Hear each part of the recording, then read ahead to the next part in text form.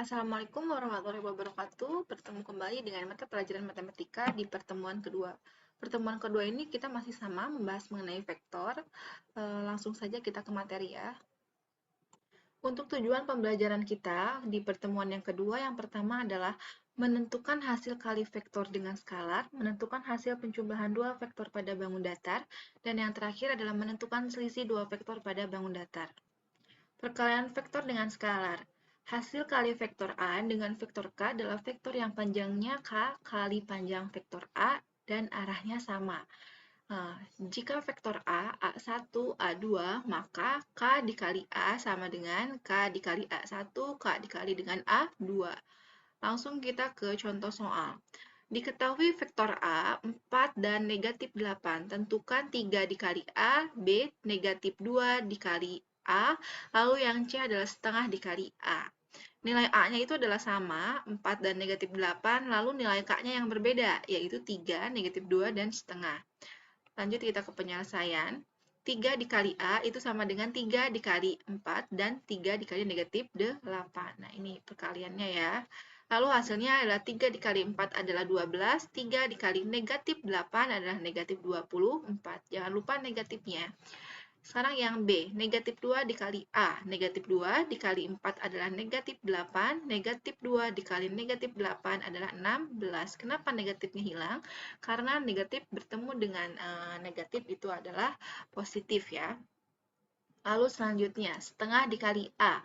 Setengah dikali 4, lalu setengah dikali negatif 8. Setengah dikali 4 adalah 2, setengah dikali negatif 8 adalah negatif 4. Nah, ini apabila ada contoh soal atau latihan soal berbentuk aljabar. Nah, kita cek lagi nih, kenapa sih Bu kok ada gambar seperti ini? Gambar ini digunakan apabila kita cari nilai vektor dengan cara geometri ya, geometri. Nah, vektor 3 dikali A seperti ini, 3 dikali A, maka nilai A-nya itu adalah 3 kali. Ini dari sini ke sini ini adalah A. Nah, berarti kalau 3 kali berarti A, lalu lanjut ke sini lagi 3 kali. 1 A, lalu A. Jadi kayak apa ya? Kayak perkalian berulang gitu. Ini kan 3A, berarti panjangnya vektor ini 3 kali dari nilai A sebelumnya. Seperti itu ya. Ini nilai A seperti ini, lalu dicarilah 3A. Ini 1, lalu ke sini 2A, lalu ke sini 3A. Seperti itu. Lalu ini kalau negatif 2A. Negatif 2A berarti arahnya bukan ke atas, melainkan ke bawah.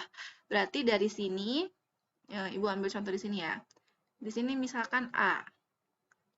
Panahnya ke bawah, ini A ya, karena negatif kan. Lalu tambahi lagi.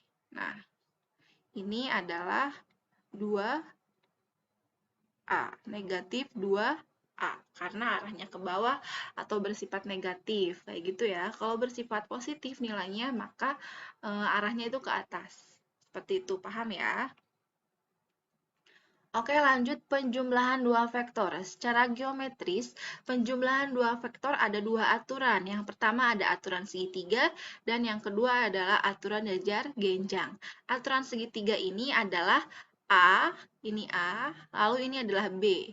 Lalu yang di sebelah sini itu adalah nilai dari penjumlahan A ditambah dengan B.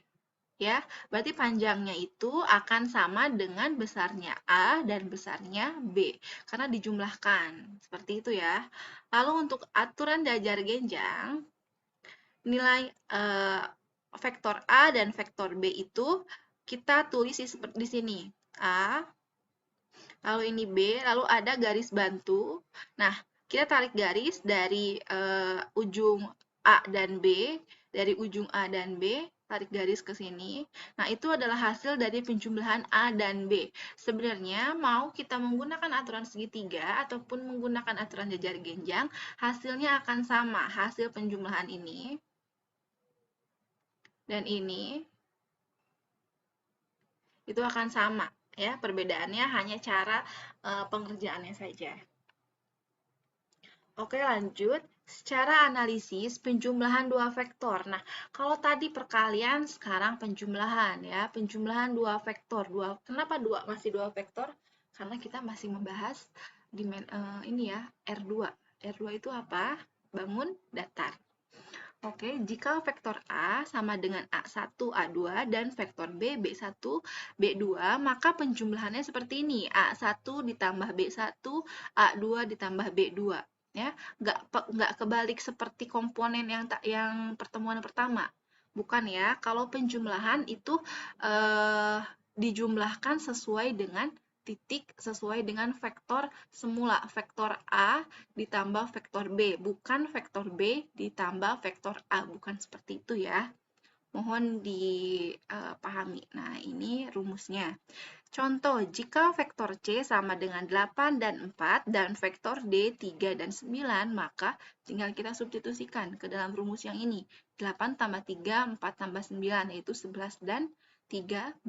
Ini apabila ditanyakan vektor. Apabila berapakah koordinatnya? Koordinatnya berarti seperti ini. Kalian tinggal tulis 11, 13. Nah, paham ya? Lanjut. Selisih dua vektor. Selisih dua vektor artinya menjumlahkan vektor pertama dengan vektor kedua. Jadi, A dikurangi B sama dengan A ditambah negatif B. Secara geometris dapat digambarkan sebagai berikut. Nah, ini gambarnya ya. Secara analitis, jika diketahui vektor A, A1, A2, dan vektor B, B1, B2, maka ini adalah pengurangan ya. A1 dikurangi B1, A2 dikurangi B1, sama seperti penjumlahan itu, tetapi ini bentuknya pengurangan. Jika vektor C 8, 4 dan vektor D 3, 9, maka hasilnya adalah 5 dan negatif 5. Ini contoh-contoh soalnya. Paham sampai di sini ya, kita sudah membahas perkalian, penjumlahan, dan juga selisih dua vektor atau pengurangan. Seperti itu ya. Nah, ini ada latihan soal. Latihan soal di pertemuan kedua. Perhatikan gambar vektor di samping. Gambarlah vektor 3 dikali U. Gambarlah negatif 2 dikali V. Dan gambarlah nilai U tambah V. Dan D itu ada 2 dikali U dikurangi V. Tadi, kalau 3 dikali U, berarti garis U-nya itu harus 3 kali lebih panjang dari garis sebelumnya. Yang B seperti itu juga. Yang C kalian cari dulu U tambah V. U-nya itu berapa sih? V-nya itu berapa sih? Nah, ini udah ketemu ya. Lalu nomor 2, jika diketahui U sama dengan 23 dan V negatif 41, tentukanlah. Ini sama aja ya. Ini tinggal langsung perkalian aja. Kalau yang nomor 1 kalian perlu digambar, sedangkan kalau nomor 2 sudah diketahui langsung nilainya. Ini juga nomor 1 juga sebenarnya udah. Cuman kalian tinggal tentukan saja. Nah, tentukan ini tinggal langsung 2 dikali 2 dikali 3, lalu negatif 3 dikali negatif 4, negatif 1, itu hasilnya ya. Lalu soal nomor 3, diketahui vektor 2 dan negatif 1 dan B adalah 2 dikali A. 2 dikali A, berarti nilai vektor B itu perkalian antara 2 dengan vektor A. Kalian harus cari tahu dulu nilai B-nya ya. Tentukan vektor C sama dengan A tambah B. Berarti nilai vektor A ini ditambah dengan vektor B, nanti ketemulah vektor C. Seperti itu. Nah, untuk nomor 4, nomor 5, nomor 6, nomor 7, nomor 8, silahkan ya.